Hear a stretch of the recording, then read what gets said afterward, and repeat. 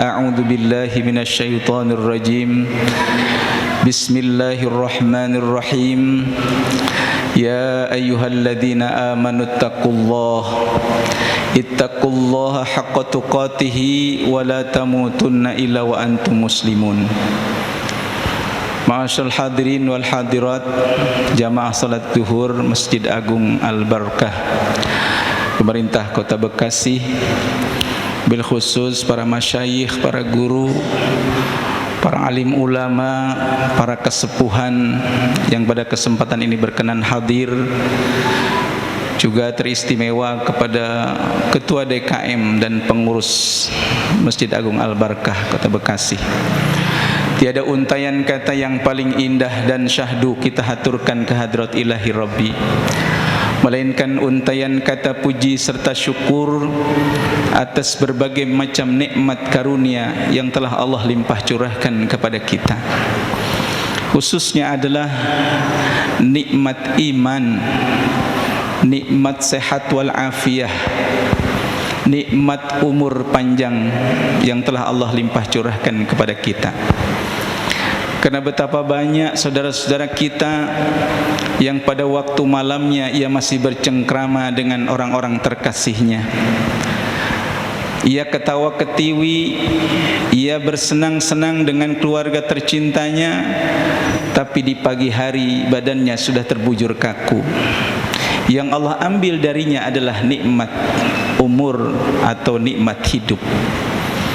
Kemudian betapa banyak saudara-saudara kita yang raganya sudah lemah, kemudian tenaganya sudah tidak berdaya. Ketika Allah memanggilnya dengan kumandangan adzan untuk menaikkan salat, ia hanya bisa mencucurkan air mata. Ia baru menyadari bahawa betapa dia belum bisa beribadah kepada Allah Subhanahu wa taala. Nikmat yang Allah ambil darinya adalah nikmat sehat wal afiyah. Pun betapa banyak saudara-saudara kita yang badannya, tenaganya kuat, tetapi ketika Allah memanggilnya untuk melaksanakan ibadah,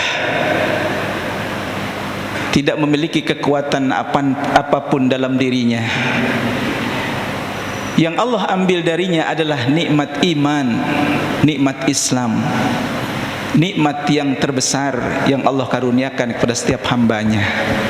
Dan alhamdulillah nikmat-nikmat yang tidak ada di sebagian besar saudara-saudara kita itu hari ini ada di dalam diri kita. Oleh karena itu mari kita senantiasa menghiasi diri dengan amalan-amalan soleh kita sebagai bukti rasa syukur kita atas segala nikmat karunia yang telah Allah limpah curahkan kepada kita.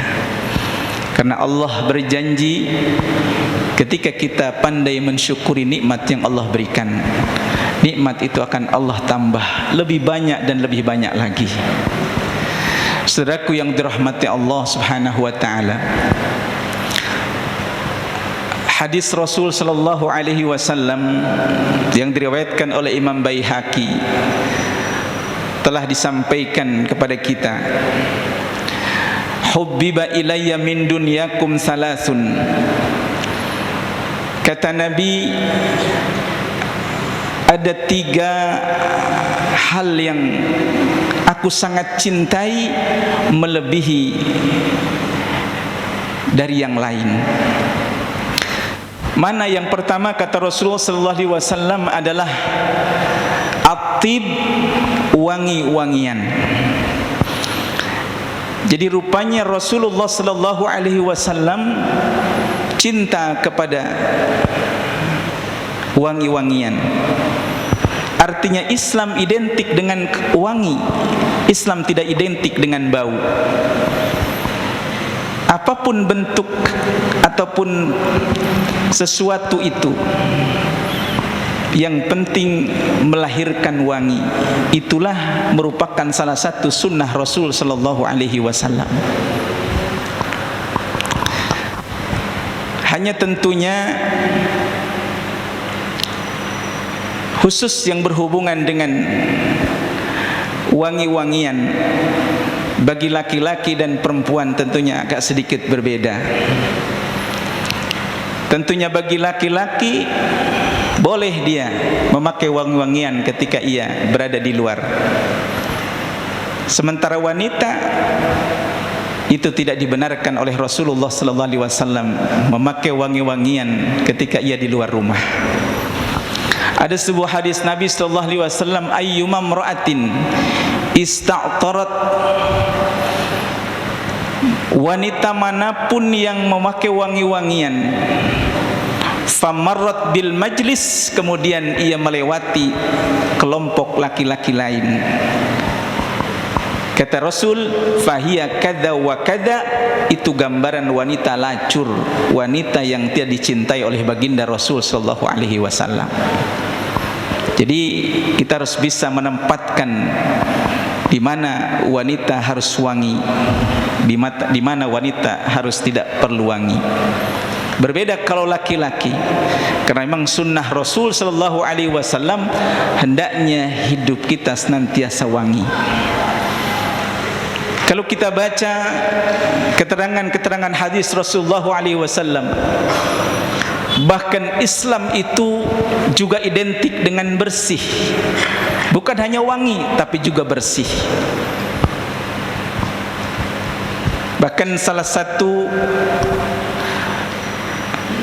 firman Allah Subhanahu wa taala yang telah disampaikan kepada kita, wa idzi btala Ibrahim rabbuhu bikalimatin fa'atammahun, ketika Allah menguji kepada Nabiullah Ibrahim alaihi salam dengan beberapa kalimat atau dengan syariat yang Allah titah perintahkan kepada Nabiullah Ibrahim alaihi salam, yang juga kemudian ditindaklanjuti, dijalankan syariat itu oleh baginda Nabi sallallahu alaihi wasallam. Dalam tafsir disebutkan 5 di wilayah kepala, 5 di wilayah bawah kepala. Salah satunya adalah yang ada di wilayah kepala. Pertama adalah madmadah. Apa itu madmadah? Kekumur. Kekumur rupanya adalah merupakan syariat Nabiullah Ibrahim alaihissalam yang juga kemudian diabadikan oleh syariat Nabi Muhammad sallallahu alaihi wasallam. Makanya kalau kita membaca kajian-kajian fikih, sejatinya rukun wudu itu kalau dalam Al-Quran hanya 4. Tapi kenapa kemudian di saat praktiknya kita berwudu ada yang harus kita lakukan, yakni madmadah atau kekumur? Karena rupanya itu adalah merupakan kepanjangan tangan dari syariat Nabiullah Ibrahim alaihissalam yang dilakukan oleh baginda Nabi sallallahu alaihi wasallam. Karena Nabi Ibrahim dikenal dengan Abul Anbiya, bapak moyangnya para nabi. Dari jalur Nabiullah Ismail alaihissalam kemudian lahirlah Nabi Muhammad sallallahu alaihi wasallam. Salah satunya adalah madmadah, yaitu kekumur, identik dengan kebersihan. Juga di samping itu kita mengenal as-siwak, gosok gigi, atau kalau dalam bahasa lainnya adalah membersihkan gigi kita yang sangat ada hubungannya dengan wudu dan salat kita. Itu siwak. Kalau hanya sekedar gosok gigi, saya kira teman kita yang bukan Islam pun mereka gosok gigi. Tapi kalau kita bicara siwak, kita juga mengenal kayu arok. Kalau kita ke Makkah, ke Madinah, kita umroh, kita sering menemukan kayu kecil panjang yang biasa suka pergunakan untuk kita membersihkan gigi kita. Itu namanya kayu arok. Bahkan insyaallah gigi kita akan sehat kalau biasa kita bersihkan dengan kayu arok. Amalannya disebut dengan siwak.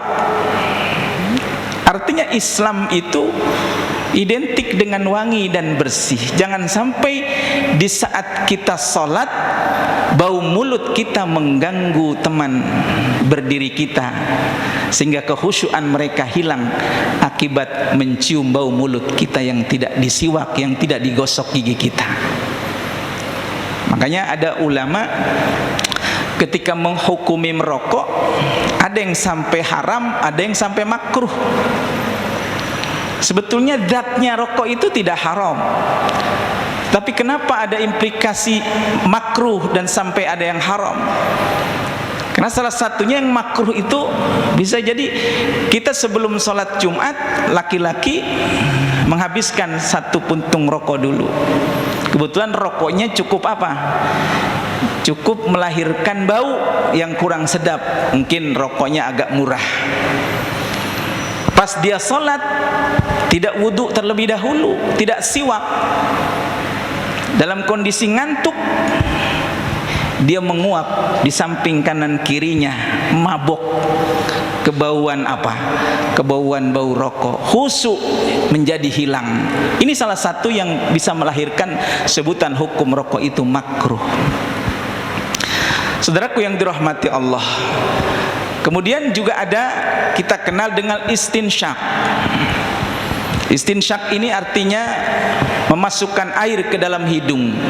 Bahkan kita diajarkan sampai kepala kita itu cukup pening ketika air itu masuk ke hidung kita. Karena berdasarkan informasi dari dokter, itu bisa menghilangkan penyakit stroke. Kalau kita sampai menghirup air lewat hidung itu, kepala kita sampai pening. Rupanya itu rahasia, salah satu rahasia di dalam Islam itu kita disyariatkan untuk memasukkan air ke dalam hidung ataupun istinsyak. Kembali kepada persoalan wangi. Jadi wangi identik dengan Islam, dan bau itu tidak identik dengan Islam. Saudaraku yang dirahmati Allah Subhanahu wa taala, dulu orang-orang tua kita kalau berkumpul di satu tempat, di sana ada majlis zikir ataupun majlis Quran, mereka suka menghadirkan buhur ataupun kemenyan yang menghasilkan wangi yang begitu indah. Saya kira sebetulnya itu dalam rangka memaknai atib tadi, agar ruangan itu menjadi wangi. Kalau sudah wangi, insya Allah malaikat-malaikat rahmat akan merapat kepada kita. Kalau malaikat-malaikat sudah merapat dalam majlis kita, insya Allah doa kita yang kita bawa dari rumah diaminkan oleh malaikat-malaikatnya Allah. Saudaraku yang dirahmati Allah, kemudian yang kedua adalah an-nisa, wanita. Rasul cinta kepada wanita. Dulu di masa jahiliyah, wanita begitu dihina-dinakan akibat pemahaman yang tidak benar, akhirnya membuat wanita pada zaman jahiliyah itu begitu tersiksa. Sampai kalau ada seorang ibu melahirkan wanita, dia harus dikubur hidup-hidup. Hadir Rasulullah SAW membawa agama yang rahmatan lil alamin, kemudian wanita dimuliakan semulia-mulianya. Masya Allah. Bahkan ada sebuah hadis Nabi SAW, jikalau di rumah itu ada 3 anak wanita, maka malaikat senantiasa tiap subuh datang ke rumah itu dan mendoakan penduduk rumah itu, keluarga rumah itu. Saking betapa Rasulullah memuliakan kaum wanita, sebagaimana yang dihinakan oleh orang-orang kafir jahiliyah. Saudaraku yang dirahmati Allah, dan yang ketiga adalah waju'ilat qurratu aini fis shalah. Dijadikan senangnya, bahagianya hati Rasulullah ketika beliau melaksanakan salat. Saudaraku yang dirahmati Allah, saya kira ini makna yang perlu kita fahami, bahwa Rasulullah hatinya bisa senang ketika beliau melaksanakan salat. Masya Allah. Apa yang harus kita fahami sampai kemudian salat itu bisa melahirkan rasa tenang, rasa senang di dalam hati? Tentunya kita mengawali salat kita dengan memahami makna kandungan apa yang kita baca. Bahkan kalau kita membaca sebuah hadis kursi, Rasulullah SAW bersabda, Allah berfirman, qasamtu baini wa baina abdi as-salah qismain. Kata Allah, Nabi bersabda, aku membagi Fatihah itu dua bagian. Pertama untuk bagianku, yang kedua untuk bagian hambaku.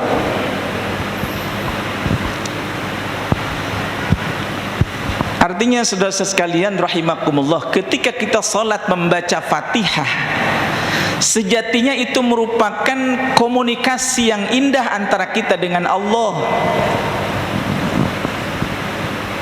Komunikasi yang indah antara kita dengan Sang Ilahi. Mana bisa kita melahirkan nilai komunikasi indah di antara kita dengan Allah kalau kita tidak memahami makna kandungan Fatihah? Berarti yang harus kita lakukan adalah kita fahami makna kandungan Fatihah yang kita senantiasa baca, dan merupakan salah satu rukun dalam salat kita.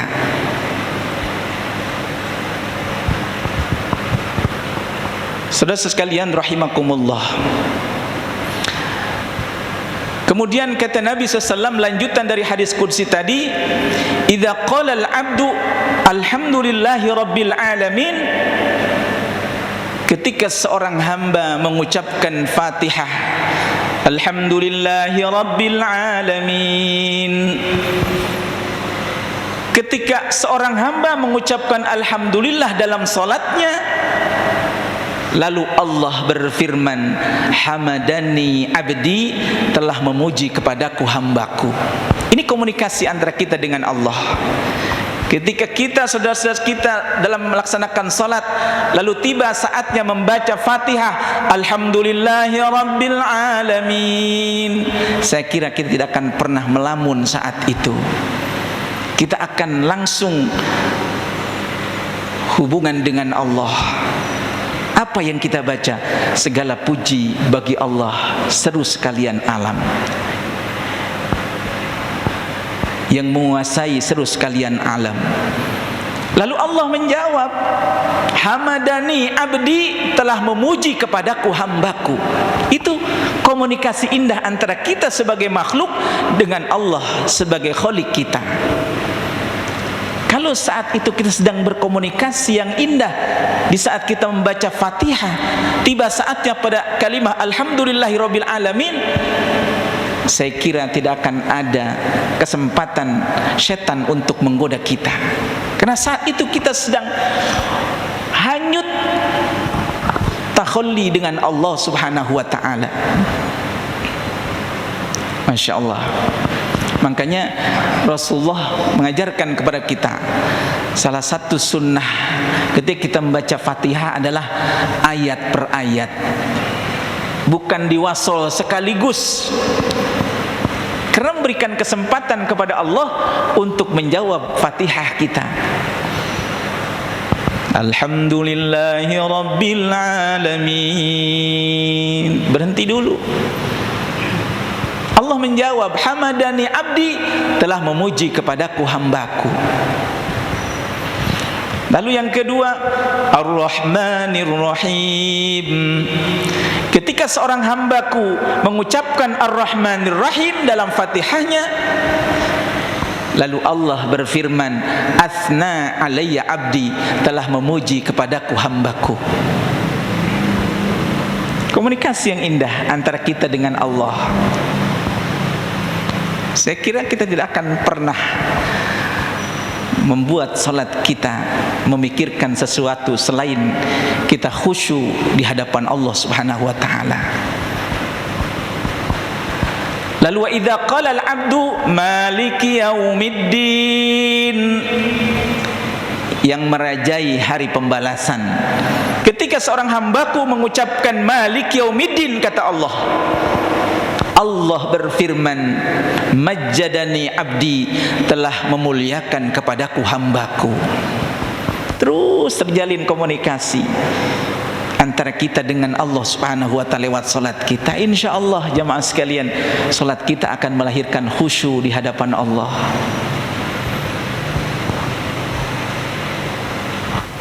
Kenapa? Karena salat ini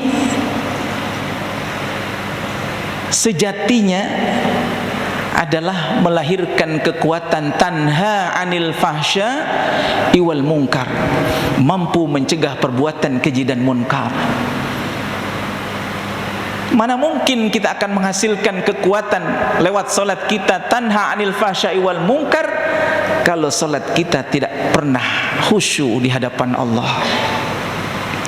Senantiasa di saat kita salat hadir pikiran-pikiran kita di luar salat.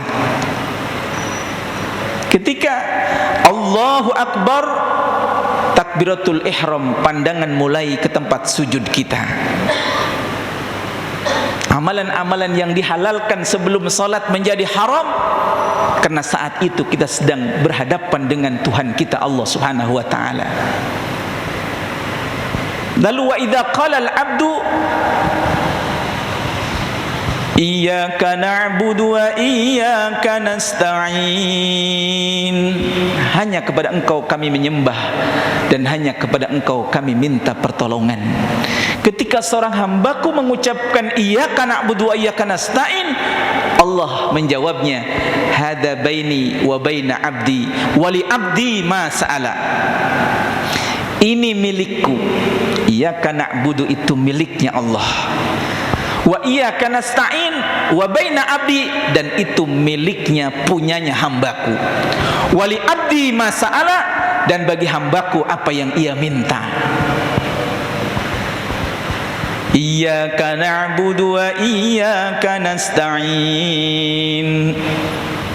Akibat dibalik yang sejatinya na'budu iyyaka, nasta'inu iyyaka, akhirnya melahirkan makna tahsir ataupun taksir yang artinya hanya kepada Engkau kami menyembah dan hanya kepada Engkau kami mohon pertolongan. Allah menjawab, ini bagianku dan bagian hambaku. Wali abdi mas'ala, dan bagi hambaku apa yang ia minta. Rangkaian dari alhamdulillahi rabbil alamin, arrahmanir rahim, maliki yaumiddin, iyyaka na'bud, itu adalah pujian kepada Allah. Ketika sudah masuk ke wilayah iyyaka na'budu wa iyyaka nasta'in, sudah mulai kita minta. Ihdinas siratal mustaqim, siratal ladzina an'amta 'alaihim, ghairil maghdubi 'alaihim waladdallin.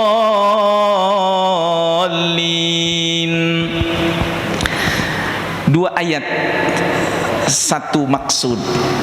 Ketika seorang hambaku mengucapkan ihdinas siratal mustaqim, siratal ladzina an'amta 'alaihim, ghairil maghdubi 'alaihim waladdallin, kata Allah, Allah menjawab, hada baina abdi, ini milik hambaku semuanya.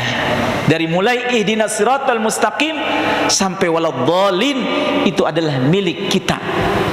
Wali abdi mas'ala, dan bagi hambaku apa yang ia minta. Makanya ujung Fatihah yang kita baca adalah amin beserta imam, beserta malaikat. Makanya saat dimana kita bisa amin beserta imam, maka dipastikan dosa kita diampuni oleh Allah Subhanahu wa ta'ala. Karena rupanya Fatihah itu adalah pujian beberapa ayat, lalu yang kemudian adalah permohonan kepada Allah Subhanahu wa ta'ala. Permohonan biasanya ditutup dengan istajib doa ana ya Allah, dengan nama lainnya adalah amin. Saya kira ini salah satu bagian dari upaya kita menjadikan salat kita melahirkan kesenangan di dalam hati. Sebagaimana Rasulullah sabdakan, wa ju'ilat qurratu aini fis shalah, dijadikan kesenangan mataku, hatiku lewat salat. Makanya Rasulullah saudara-saudara sekalian, satu ketika beliau izin sama istri tercintanya Aisyah radhiyallahu anha, beliau minta izin mau salat sama Aisyah radhiyallahu anha istrinya, karena bisa jadi istrinya ingin mendapatkan dekapan di saat malam. Kalau Rasulullah sibuk dengan salat sunnah, saya kira itu menjadi sesuatu yang tidak terlalu baik bagi Rasulullah. Rasulullah mau salat malam, izin sama istri tercintanya untuk mendirikan salat malam. Setelah beliau ambil air wudu lewat bejana, beliau salat. Ketika beliau salat, terdengar oleh Aisyah radhiyallahu anha dari belakang beliau, dari dada beliau terdengar suara gemuruh ataupun suara gejolak dari dada beliau, karena Rasulullah saat itu sedang menahan tangis sedih beliau, karena saat itu beliau sedang komunikasi dengan Allah Subhanahu wa taala. Artinya kalau kita mengikuti salatnya Rasulullah, saya kira salah satu upaya yang harus kita lakukan adalah pertama, bagaimana kita memaknai, mengerti makna kandungan salat kita. Tidak ada kata terlambat untuk kita fahami mana kandungan salat kita. Di saat kita baca ayat yang menunjukkan kepada adab siksa, Rasulullah menangis. Di saat Allah menyampaikan firman-Nya kesenangan surga, Rasulullah tersenyum. Itulah komunikasi yang kita lakukan lewat salat ataupun kalimah-kalimah Al-Quran yang kita baca. Mudah-mudahan kultum kali ini ada manfaatnya. Wallahul muwaffiq ila aqwamit thoriq. Wassalamualaikum warahmatullahi wabarakatuh.